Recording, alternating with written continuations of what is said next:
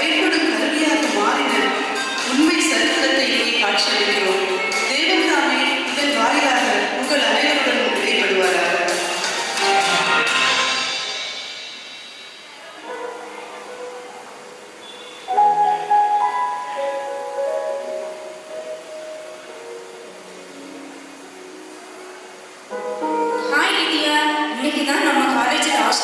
எவ்வளவு சந்தோஷமா இருந்துச்சுல்ல. கிளாஸ் ரூம் கலெக்டர்ஸ், ஃப்ரெண்ட்ஸோட birthday parties, happy hostel days, இதெல்லாம் எப்படி மறக்க முடியும்? ஆமாடி, எவ்வளோ சந்தோஷமா இருந்தோம்ல இவ்வளோ வருஷம். இது மாதிரி ஒரு எக்ஸ்பீரியன்ஸ் நம்ம லைஃப்ல இனி கிடைக்க போறதே இல்லை. இனிமே கேரியர், மேரேஜ், குழந்தைங்க அப்படின்னு லைஃபே மாறி போயிடும். ஐடியா, நீ எப்படி அமெரிக்கால இருக்க போறியா இல்ல இந்தியாவுக்கு மிஷனரியா போக போறியா? என்னது, நான் இந்தியாவுக்கு மிஷனரியாகவா? சான்ஸே இல்லை. நான் அமெரிக்கால நல்ல வேலை தேடிக்கிட்டு இங்கேயே செட்டில் ஆக போறேன். ஐடியா, உன்னோட அப்பா கூட பிறந்தவங்க எல்லாருமே இந்தியாவில தான் மிஷனரியா இருக்காங்க. அதனால எனக்கு என்னமோ நீ அவங்கள போல இந்தியாவுக்கு மிஷனரியா போயிடுவான்னு தோணுது. ஏய் லிசா, இந்தியா பத்தி ஏதாச்சும் தெரியுமா உனக்கு? இந்தியாவை நினைச்சாலே என் கண் முன்னாடி வருது அந்த நாட்டோட பஞ்சம், பசி, பட்டினி தான். மக்கள் தினமும் உணர்ந்துகிட்டே இருப்பாங்க. பள்ளிக்கூடம் அவங்களுக்கு என்னன்னு கூட தெரியாது. சுத்தம், சுகாதாரம் பத்தின எந்த அறிவும் யாருக்கும் கிடையாது. இப்படிப்பட்ட நாட்டுல இஷ்டமே இல்லாம ஒரு கஷ்டமான வாழ்க்கை வாழ்றதை விட நான் அமெரிக்காலே இருந்து எனக்கு பிடிச்ச மாதிரி ஒரு சந்தோஷமான வாழ்க்கை வாழ போறேன். சரி, அது உன்னோட இஷ்டம். உன் வாழ்க்கை பத்தின முடிவை நீயே எடுத்துக்கோ. போஸ்ட்ல ஒரு லெட்டர் வந்திருக்குமா? பார்க்க இந்தியால இருந்து அனுப்புறது போல இருக்கு. அட ஆமா, இது எங்க அப்பா கிட்ட இருந்து தானே வந்திருக்கு. ரொம்ப சந்தோஷமா இருக்கு. இப்பவே நான் அதை படிக்கணுமே. அன்பு மகள் ஐடா, நீ நலமுடன் இருப்பாய் என்று கர்த்தருக்குள் நம்புகிறேன். உன் அம்மா இங்கே நோய்வாய்ப்பட்டிருக்கிறார்கள். உன்னை பார்க்க வேண்டும் என்று விருப்பப்படுகிறார்கள். நீ உடனே புறப்பட்டு இந்தியாவுக்கு வந்தால் அம்மாவுக்கு ஆறுதலாக. இப்படி அன்பு அப்பா. ஐயோ, என்னோட அம்மாவுக்கு உடம்பு சரியில்லையே. இப்ப நான் என்ன பண்றது? கண்டிப்பா உடனே நான் இந்தியாவுக்கு கிளம்பி ஆகணுமே. நான் சொன்னேன்ல, நீ இந்தியாவுக்கு போவான்னு பாரு. நீ அங்க போறதுக்கான ஒரு தருணம் அமைஞ்சிருச்சு. லிசா, நான் என்னோட அம்மாவை தான் பார்க்க போறேனே தவிர வேற எதுக்கும் இல்லை. சரியா? அதை புரிஞ்சுக்கோ. எங்க அம்மாவுக்கு உடம்பு சரியானதும் நான் அமெரிக்கா திரும்பி வந்துடுவேன். இது என்னோட உறுதியான முடிவு. சரிடி, நீ உன் இஷ்டப்படி செய். ஐடா, அம்மாவை நல்லா கவனிச்சுக்கோ. ஓகே ஃப்ரெண்ட்ஸ், நான் இந்தியா போயிட்டு வந்த அப்புறம் உங்க எல்லாருமே மீட் பண்றேன். பாய் லியா. பாய் லிசா.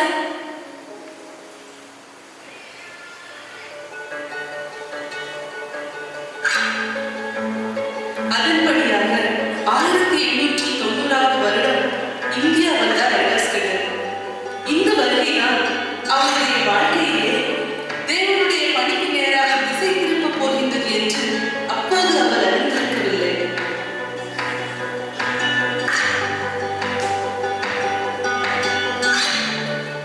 ஹலோ டாடி, எப்படி இருக்கீங்க? அம்மா எங்க டாடி? நல்லா இருக்கேன் அம்மா. உன்னை பார்த்ததுல எனக்கு ரொம்ப சந்தோஷமா இருக்கு. அம்மா கிட்ட கூட்டிட்டு போறேம்மா. மம்மி எப்படி இருக்கீங்க அம்மா? இவ்வளோ மெலிஞ்சு போயிட்டீங்களேம்மா. இனிமே நான் உங்க பக்கத்திலே இருந்து உங்களை பத்திரமா பார்த்துக்க போறேன் அம்மா. ஐடாமா, நீ இங்க வந்தது எனக்கு ரொம்ப ஆறுதலா இருக்குமா. நான் இன்னும் சீக்கிரமா குணமடைஞ்சிடுவேன்னு கர்த்தருக்குள் நம்புறேன். நிச்சயமா நீங்க சீக்கிரமே குணமாயிடுவீங்க. இடமா ரிஃப்ரெஷ் பண்ணிட்டு டின்னர் சாப்பிட்டு ரெஸ்ட் எடுமா. பக்கத்து ஊர்ல வயசானவங்களுக்கு சிக்கன் பாக்ஸ் வந்துருக்குமா. நான் போய் சீக்கிரம் க்ளீன் பண்ணிட்டு வந்துடுறேன். அம்மாவை கவனிச்சுக்கோ. சரி டாடி, நீங்க கவலைப்படாம போயிட்டு வாங்க. நான் பார்த்துக்கிறேன்.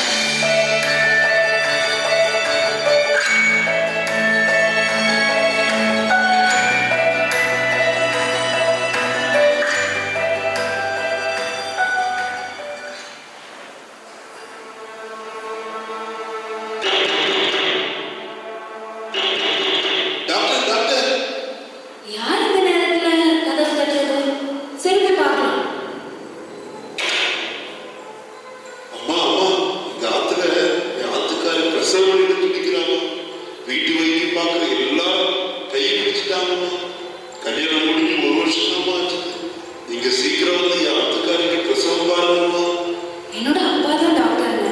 அவர் வெளியில போயிருக்காரு, சீக்கிரம் வந்துருவாரு. வந்ததும் உங்க வீட்டுக்கு கூட்டிட்டு போங்க. அவர் நிச்சயம் உங்களுக்கு உதவி செய்வார். என்ன பேசுறேன்னா கொச்சா கொச்சா ஒரு ஆம்பளை என் ஆத்துக்காரிக்கு பிரசவம் பார்க்கிறதா? என்ன நினைச்சிருக்கீங்க? எங்க ஆத்து பொண்ணுங்க ஆத்து விட்டு வெளியே அனுப்புறதே இல்லை. மத்த ஆம்பளைங்க கண்ணில் படக்கூட விடுறது இல்லை. இதுல எப்படிமா ஒரு ஆம்பளை வந்து பிரசவம் பார்க்கறது? நீங்க வாங்கம்மா, நீங்க வந்து பிரசவம் பார்த்தா அவ உசுரோட இருப்பாங்க. வாங்கம்மா வாங்கம்மா. ஐயோ, நான் டாக்டர் இல்லைங்க, என்னால அவங்களுக்கு பிரசவம் பார்க்க முடியாது. நான் அதை பத்தி படிக்கலைங்க. எங்க அப்பா இப்ப வந்துருவாரு. நானும் அவர் கூட வந்து உங்களுக்கு உதவி செய்யறேங்க. இல்லம்மா, என்ன ஆனாலும் ஆம்பளைங்க இந்த ஆத்து பொண்ணுக்கு பிரசவம் பார்க்கறதுக்கு நாங்க அனுமதிக்கவே மாட்டோம். ஐயோ, ஆத்துக்காரி காப்பாற்ற யாரும் இல்லையா?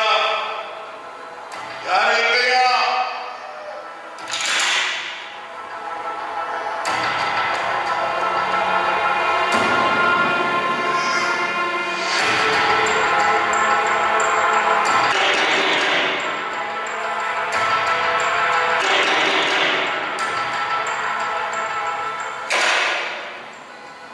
டாக்டர்மா டாக்டர்மா, உடனே கிளம்பி எங்க வீட்டுக்கு வாங்கம்மா. என் பெஞ்சாதி சாக போறாமா. பிரசவ வழியில துடிச்சு துடிச்சு மயக்கம் போட்டு விழுந்துட்டாமா. நீங்க தான்மா அவளை எப்படியாவது வந்து காப்பாத்தணும். ஐயோ, நான் டாக்டர் இல்லைங்க, எங்க அப்பா தான் டாக்டர். வெளியில போயிருக்காரு, இப்போ வந்துருவாரு. வந்ததும் உங்க வீட்டுக்கு வர சொல்றேங்க. ஐயோ, அப்ப நீங்க டாக்டர் இல்லையாமா? நீங்க வந்து பிரசவம் பார்க்க முடியாதாம்மா. மத்த ஆம்பளைங்க எங்க பொண்ணுங்க முகத்தை கூட பார்க்க விட மாட்டோம்மா. இப்படிமா பிரசவம் பார்க்க முடியும்? நீங்க வந்து பிரசவம் பார்க்கலன்னா அவன் செத்துருவாம்மா. அவன் செத்து போயிடுவாம்மா. நான் எங்க அப்பா கூட வந்து கண்டிப்பா உங்க மனைவியை காப்பாத்த முயற்சி பண்றேங்க. இல்லம்மா, ஒரு ஆம்பளை பிரசவம் பார்க்க நாங்க விட மாட்டோம்மா. அவளை காப்பாற்ற வர வழியே இல்லையாமா. ஐயோ, இறைவா இறைவா, என் புஞ்சாதியை காப்பாற்ற மாட்டியா?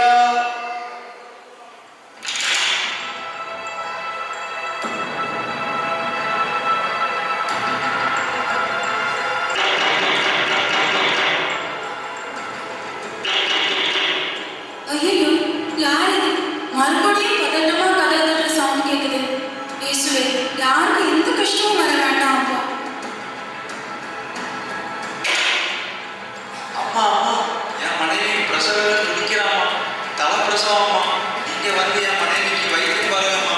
பிரசவம் பார்த்த கிழவி பிள்ளைய மனைவி காப்பாற்றுறது கஷ்டம் சொல்லிட்டாமா. தயவு செஞ்சு காப்பாத்துக்கம்மா என் மனைவி பிள்ளையும். அம்மா காப்பாத்துக்கம்மா. என்னால முடியாதுங்க, நான் டாக்டர் இல்லைங்க, எங்க அப்பா தான் டாக்டர். அவரை வர சொல்றீங்க. பொம்பளைங்களுக்கு பிரசவம் பார்க்க ஆம்பளையா? எப்படிம்மா முடியும்? என் மனைவியை காப்பாத்துறதுக்கு பொம்பளை டாக்டர் கூட இல்லையாம்மா. ஐயோ என் மனைவி, ஐயோ என் குழந்தை, காப்பாத்துறதுக்கு யாருமே இல்லையா?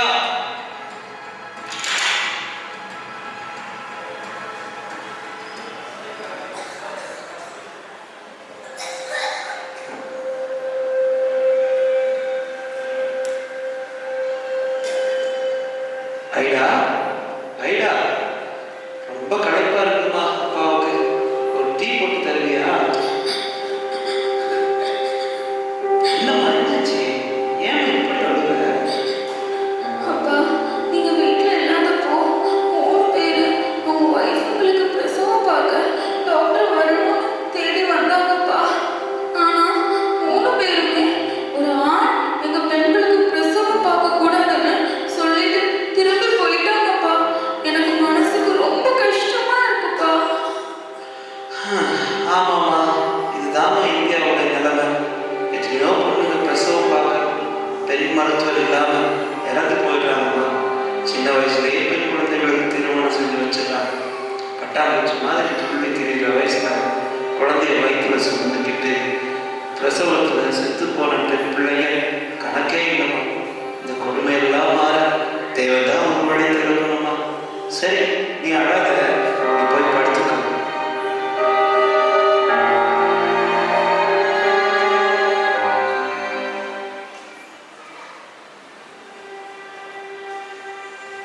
ஐயோ, ஆத்துக்காரி காப்பாற்ற யாரும் இல்லையா? யாரும் இல்லையா? இறைவா, என் புஞ்சாதியை காப்பாற்ற மாட்டியா? ஐயோ என் மனைவி, ஐயோ என் குழந்தை, காப்பாத்துறதுக்கு யாருமே இல்லையா? ஐயோ கடவுளே, எனக்கு தூக்கம் வரலையே. அந்த பொண்ணுங்களுக்கு என்ன ஆச்சுதோ? என்னை விட சின்ன பொண்ணுங்க இப்படி வேதனைப்படுறாங்க. இத மாதிரிப்பட்ட பெண்களுக்கு உதவி செய்ய யாருமே இல்லையே.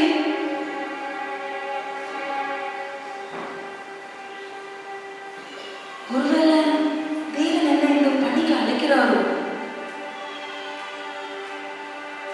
இல்ல, என்னால முடியாது. இந்த நாட்டுல என்னால வாழவே முடியாது. அனல் பறக்கும் வெயில்ல அறிவு கிட்ட இந்த மக்களுக்காக நான் ஏன் உழைக்கணும்? ஒரே ஒரு வாழ்க்கை, அது சுகமா வாழணும்.